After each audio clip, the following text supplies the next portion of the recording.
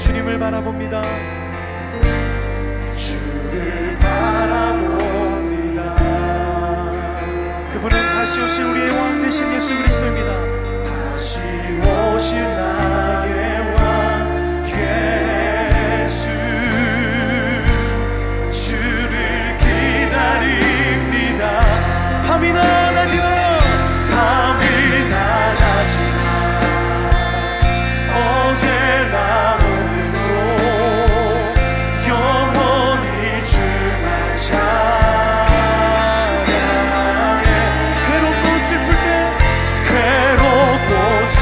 때 낭만하여 넘어져도 언제나 주만 찬양하.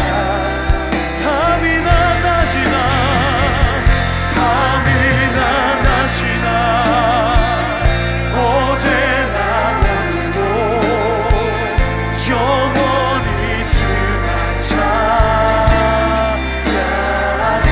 괴롭고 슬플 때 낭만하여 우리는 그때도 언제나 주님만을 바라보며 찬양하며 예배하겠습니다. 우리 간절한 마음으로 고백합니다. 밤이나 낮이나 오늘 우리에게 주시는 하나님의 말씀은 룻기 1장 3절에서 5절까지의 말씀입니다. 새번역 성경으로 함께 봉독하겠습니다. 그러다가 나오미의 남편 엘리멜렉이 죽고 나오미와 두 아들만 남았다. 두 아들은 다 모압 여자를 아내로 맞이하였는데 한 여자의 이름은 룻이고 또 한 여자의 이름은 오르바였다. 그들은 거기서 10년쯤 살았다. 그러다가 아들 말론과 기리온이 죽으니 나오미는 남편에 이어 두 아들마저 잃고 홀로 남았다. 오늘 룻기 말씀을 묵상하면서 가장 마음에 와닿았던 슬픈 문장 하나가 맨 마지막 문장입니다. 나오미는 홀로 남았다라는 말씀입니다. 앞에 3절에서는 나오미의 남편 엘리멜렉이 죽고 나오미와 두 아들만 남았다라고 표현했는데요. 이제는 나오미가 홀로 남았다라고 표현하고 있습니다. 나오미가 지금 처한 상황은 고대 사회에서는 이사가 흔하지 않은 데다가 여행도 없었던 시절입니다. 그러니 자기가 살던 곳을 떠나서 다른 곳에 이주하여 산다는 것, 그것도 외국에 이민 생활을 한다는 것은 굉장히 큰 모험이었습니다. 그러니 그 아무도 모르는 사람들 사이에 들어가서 나오미는 가족밖에 의지할 데가 없었을 것입니다. 옛날 사람들은 거기서 태어나서 이 동네에서 결혼하고 이 동네에서 죽음을 맞이하는 것이 자연스러운 일상이었기 때문입니다. 제가 어릴 때 사는 동네가 있었는데 시골이었습니다. 그때만 해도 이제 마주치는 어르신들마다 다 인사를 해야 한다 이렇게 배웠었거든요. 조그만 동네였고 시골이었으니까 어르신들 지나가면 안녕하세요 인사를 이렇게 하게 됩니다. 그러면 생판 처음 본 사람인데 저한테 물어봅니다. 넌 누구 집 아들이니? 이렇게 물어봅니다. 그러면 저희 아버지는 누구누구이십니다. 이렇게 말씀을 드리면 네가 그 집 애구나. 이렇게 대화가 시작되는 겁니다. 그러면 우리는 초면이지만 그 어르신과 저는 초면이지만 관계적으로는 초면이 아닌 겁니다. 아는 사람 일부였던 거죠. 그러니 같은 동네에는 낯선 사람이나 이렇게 외부인은 없는 겁니다. 처음 보는 사람은 없는 겁니다. 이런 것이 일반적으로 옛날 사람들이 살고 있던 이 상황이었는데 이 안락한 모두가 다 속속들이 알고 있는 이 동네를 떠나서 다른 동네로 심지어 외국으로 이주를 간 나오미는 가족밖에는 의지할 사람이 없었을 것입니다. 오히려 이런 상황에서는 아무리 오랫동안 10년이 넘게 한 동네에 살았다고 치더라도 옛날 기억에 비추어 보면 이렇게 너희 아버지, 어머니 알 수 없는 사람들은 10년이고 20년이고 살았다고 하더라도 예를 들어서 부산댁, 서울댁 이렇게 이름을 붙여서 평생 외지인 취급을 받습니다. 이런 사회에서 남편이 죽으면 10년을 살았다 한들 자기를 위로하고 보듬어 줄 사람이 없었던 건 아닐까? 나오미의 그런 슬픈 모습이 담겨 있습니다. 작년에 사랑의 불시착이라고 하는 드라마를 봤는데요. 되게 재밌게 봤습니다. 보니까 북한의 한 작은 마을, 시골 마을 이야기가 나와요. 내용은 이런 거예요. 그 동네에서 가장 지위가 높은 집에 남편이 이제 붙들려 가게 된 거예요. 그랬더니 이제 남아있는 아내하고 아들하고는 이제 벌벌벌 떨고 있죠.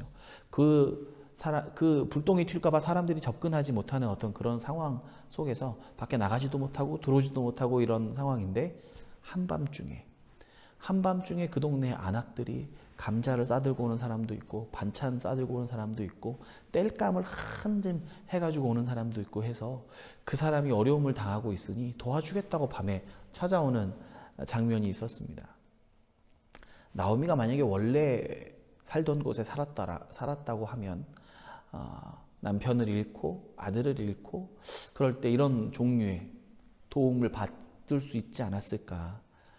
그런데 지금은 그럴 수 없는 상황이 되어버린 것입니다.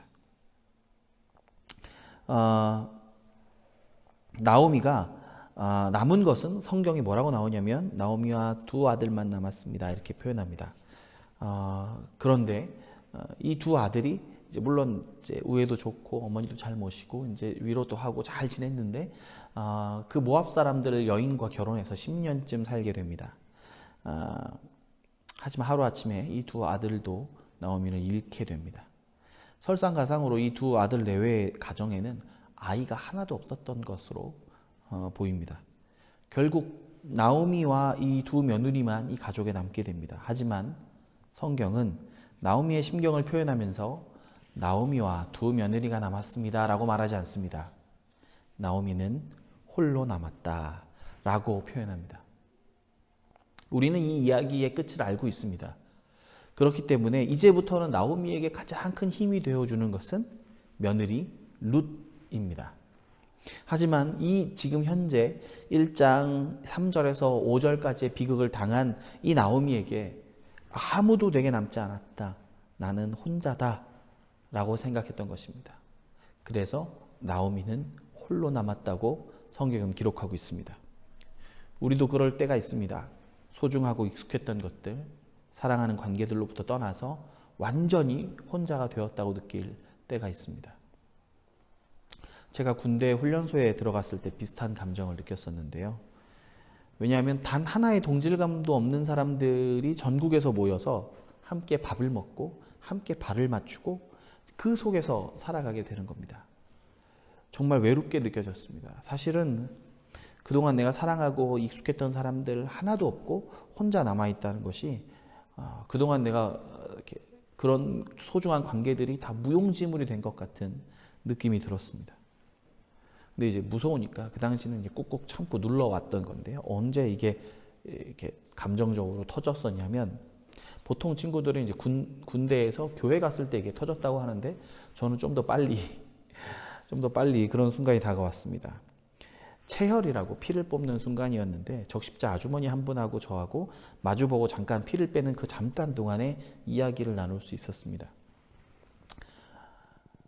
뭐 이렇게 들어온 지 얼마나 돼요? 2, 3일 됐습니다. 뭐 물어볼 거 없어요? 그때 제 입에서 이렇게 물어봤던 게 이거였습니다. 그 당시가 이제 단기 선교를 갔던 사람들이 아프간에 피랍됐던 그런 일들이 이제 이슈가 되었던 상황이었는데 제가 이제 그걸 물어본 거예요.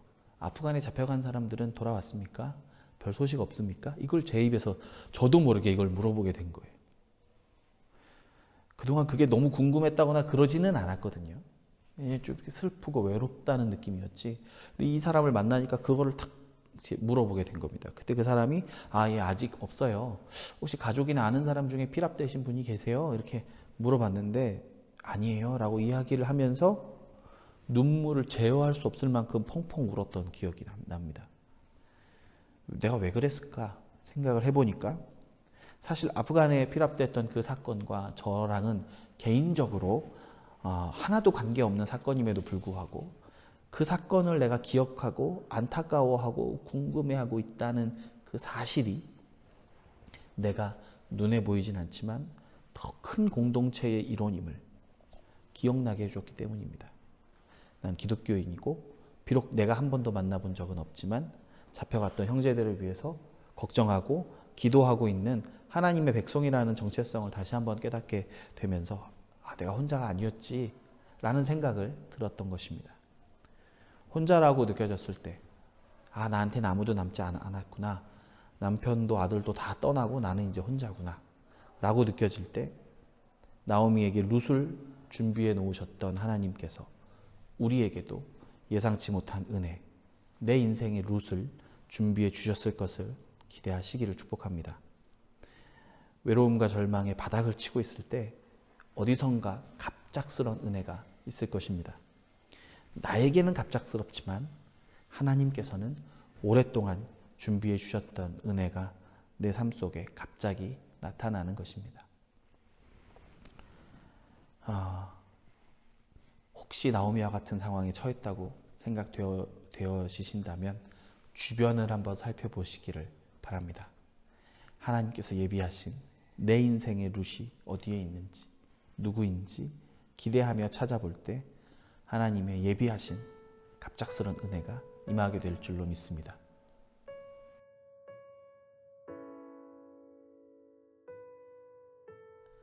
오늘 말씀을 좀 우리가 함께 묵상하고 또 이렇게 나누기 위해서 목사님들하고 같이 모였는데요. 이렇게 나오미가 홀로 남았다라고 말했었던 것처럼 우리도 갑자기 우리가 홀로 남았다라고 생각될 때가 혹시 목사님들 있었을까요? 저 같은 경우에는 21살 때 군대에 가게 됐는데 그때는 좀 다 컸다 생각했는데 지금 21살 청년들 보면 진짜 어렵구나. 그 나이 때 부모님과 이제 처음 떨어져서 친구들도 없고 아는 사람 아무도 없이 군대에 갔는데 눈물이 나오더라고요. 슬프고 내가 이제 어떻게 해야 되나. 선임들이 막 그런 말 하잖아요. 돌 딱 던져놓고 돌 보이냐? 안 보입니다. 이 나쁜 생활이 이분 생활이 안 보인다. 막 그런 얘기하면 절망하고 좌절하고 어디 학교 나왔냐 신학했습니다. 그럼 너가 뭐 신학을 했어? 이러면서 조롱하고 조롱. 나도 뭐 교회 다녔었는데 나 이제 뭐 교회 끊었다 막 이런 얘기하면서 놀리고 정말 힘들었던 것 같아요. 난 혼자구나.